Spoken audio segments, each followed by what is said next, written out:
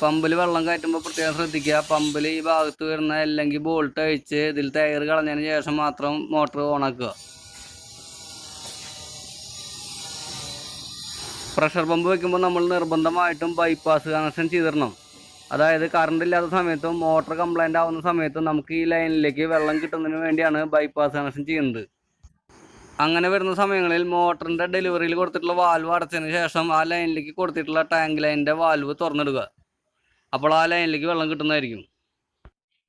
ടാങ്കിൻ്റെ ലൈനിൽ വാൽവ് വെച്ചിട്ടാണ് നമ്മൾ എപ്പോഴും ബൈപ്പാസ് കണക്ഷൻ കൊടുക്കേണ്ടത്. നോൺ റിട്ടേൺ വാൽവ് വെച്ചിട്ട് നമ്മൾ ബൈപ്പാസ് കണക്ഷൻ ഒരിക്കലും കൊടുക്കരുത്.